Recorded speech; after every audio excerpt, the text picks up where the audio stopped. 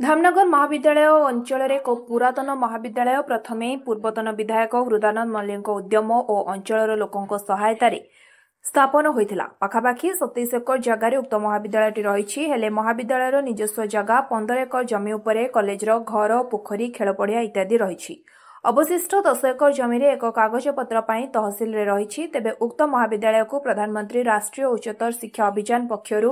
नूतन गृह और उन्नति 20 कोटी टंका अनुमोदन होईछि। हेले बृहत प्रकल्प रे जागा अभाव रहितबारु महाविद्यालय परिसर रे थिबा किछि गछ काटिबाकू निष्पत्ति होइथिला। तेबे सरकार नियम रे जंगल विभाग पक्षरु अनुमति आनी गछ कटा जायथिला। तेबे एही गछ कटा नै स्थानीय अंचल रे विरोध होइथिला। निहाती गछ कटा जिबा एक दुखददायक घटना। हेले बृहत कार्य पई जागा नथिबारु बाध्य होई किछि गछ कटा जायछि। सेही भरणा पई मध्य गछ लगाइबा अभियान रे विभिन्न स्थान रे चारा रोपण कराजियो बोली महाविद्यालय अध्यक्ष अजय कुमार बेज तांको प्रतिक्रिया रे कहिसेंती। तेबे उक्त महाविद्यालय रे एमबीसीसी एही काम करिबो से नै बारंबार महाविद्यालय उपरे चाप पकाई स्थान जोगाई देबाकू कहिथिले। एही कार्य परे महाविद्यालय रे एक नुआ रूप रे झलसिबो बोली अध्यक्ष श्री बेज कहिसेंती।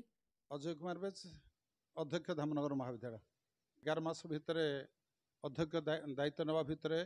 मु 1000 फुट बाउंड्री वाल करिछि 10 एकर 27 जगह कलेक्टर पाखु अप्रुवाल पाइछु आम पट्टा पाइनु किंतु शीघ्र पाइ बोली आशा तापर वर्तमान उच्च शिक्षा विभाग मंत्री महोदय आमको 5 कोटी टंका कॉलेज को देइचंती आउ पीएम उषा जोटा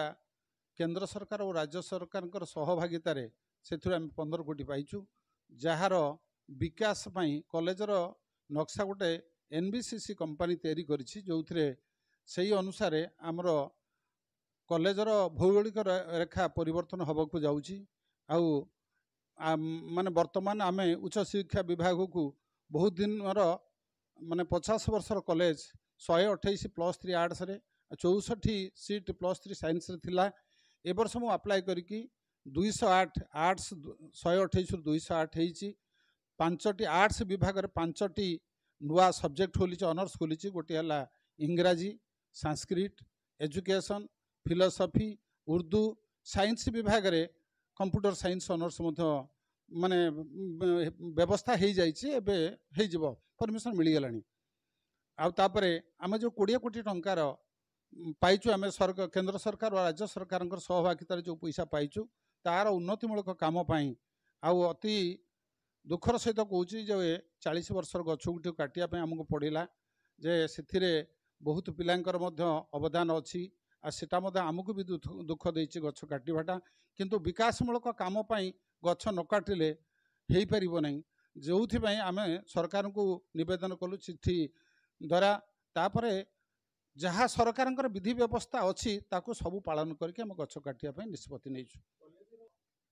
बिल्डिंग आ पोखरी की छाड़देले आगु को से जगह आमर 15 एकर भितर से जगह नुह सेठी डेवलपमेंट आम जे पर्यंत पट्टा पाइनु डेवलपमेंट काम करूँ ना निश्चित लगेबू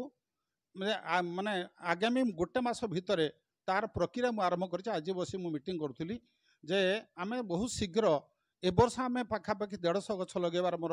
प्रतिबद्धता रही आउ कॉलेज भीतर तो 1500 गछ लगी पारिबो नाही विभिन्न जगार आमर समाजसेवी भाई मान को लेकिन आम 1500 रु 2000 गछ लगेबा प्रतिबद्धता अछि। धामनगर प्रदीप महापात्र रिपोर्ट स्वतंत्र ओडिशा लाइव।